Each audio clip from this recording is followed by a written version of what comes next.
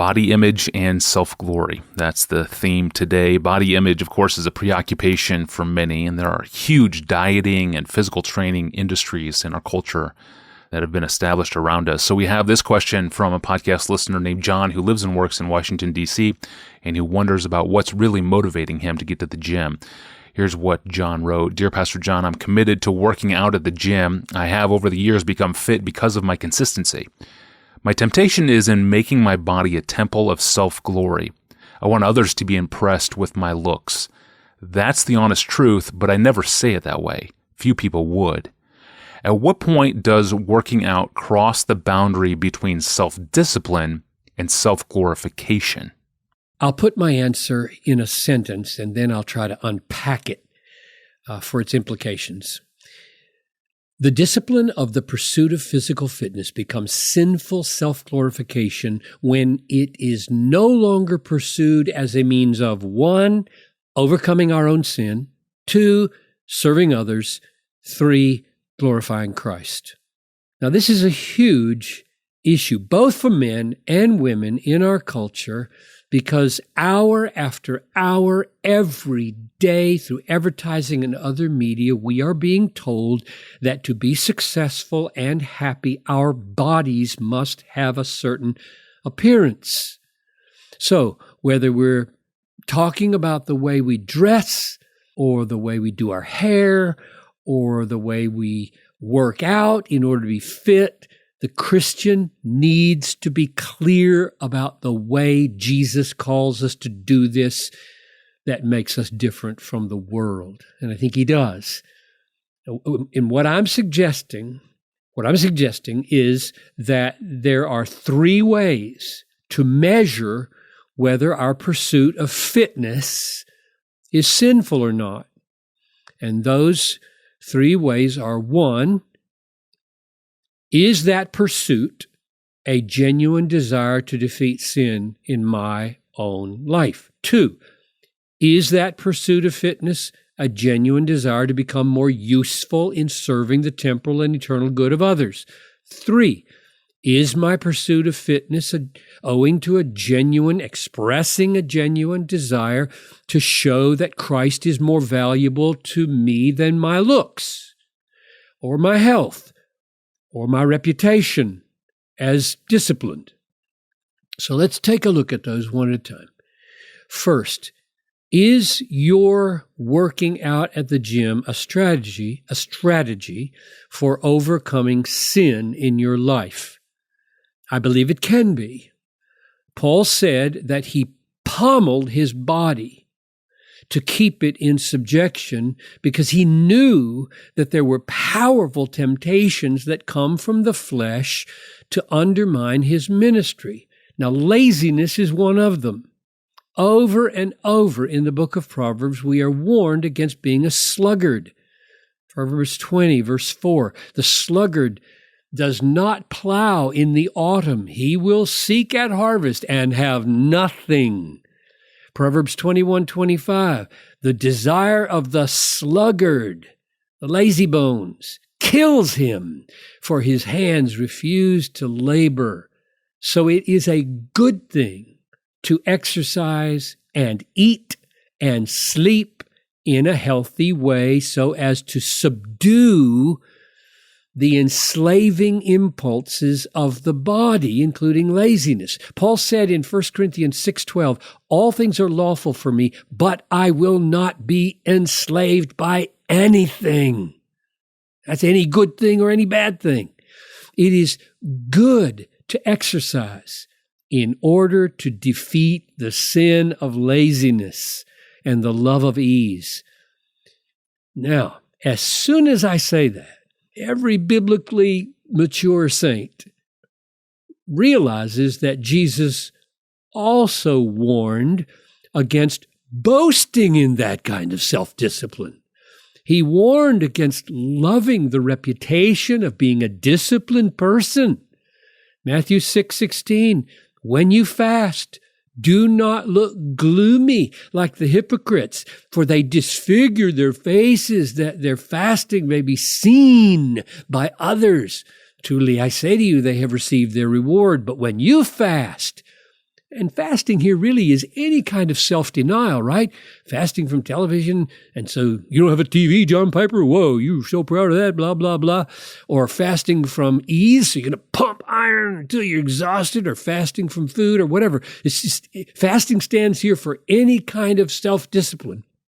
When you fast, anoint your head with and wash your face, that your fasting may not be seen by others, but by your Father who's in secret, and your Father who sees in secret will reward you. So yes, by all means, let's be disciplined and self-denying in the pursuit of defeating sin in our own lives, and let us be ever alert to the deceitfulness of sin that causes us to boast in the very triumphs over sin, and thus turn triumph over sin into defeat by another sin. That's how deceitful we are in our own hearts. Which leads now to the second way that we measure whether our pursuit of fitness is sinful. Is our pursuit of fitness owing to a genuine desire to become more useful in serving the temporal and eternal good of others? Are you aiming to be fit in order to be faithful? Are you aiming to be healthy in order to be helpful? Is your concern with your looks a concern to love other people better? I've got those underlined in my notes here. When the disciples argued about who was the greatest, Jesus said, if anyone would be first, he must be last of all and servant of all. In other words, instead of mirrors in the gym, there should be big signs on the wall. He who would be great must be the servant of all. So you want to be strong? You want to be fit? You want to be buff? Are you going to use it to be a more faithful servant of people? Or are you out to be seen by others? If you are, that's a damnable attitude, and you're in big trouble. That's what Jesus would say. He did say it. Here's the third criteria. Is the pursuit of fitness a genuine desire to show that Christ is more valuable to you than your looks or your health or your reputation for being disciplined? Are you seeking to make Christ look great, or only yourself? So here's what Paul said, Ephesians 6:10.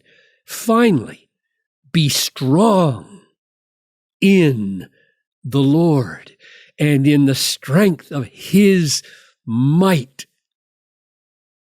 In other words, true strength. It's true strength when we are seeking to be strong in the strength of Christ. Not strength in ourselves, but strength in the Lord.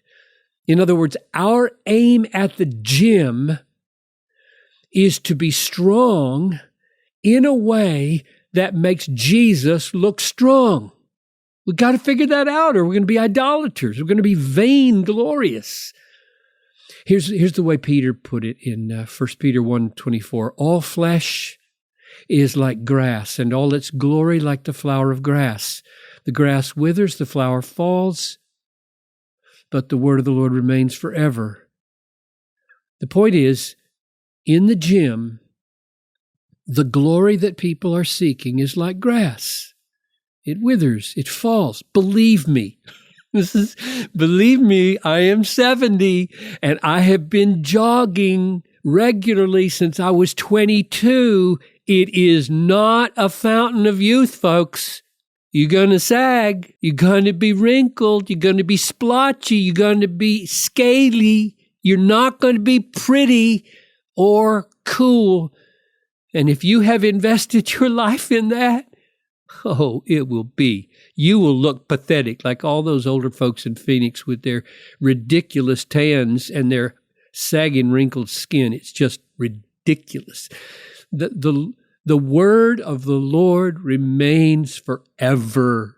And that word says, Work out faithfully. That is, work out at the gym to defeat sin in your own life, and work out at the gym to become more useful in serving the temporal and eternal good of others. And work out at the gym, yes, you can, to show that Christ is more valuable, more precious to you than your looks or your health or your reputation for being so disciplined. Thank you, Pastor John. And John, thank you for the question. If you have a question about life for Pastor John, we'd love to read it and possibly respond to it on air. Type it out and send it to us in an email. You can do this through our online home at desiringgod.org/AskPastorJohn, or you can simply email it to askpastorjohn@desiringgod.org. Well, is it possible to become legalistic about not being a legalist? That's meta. That's Friday. I'm Tony. We'll see you then.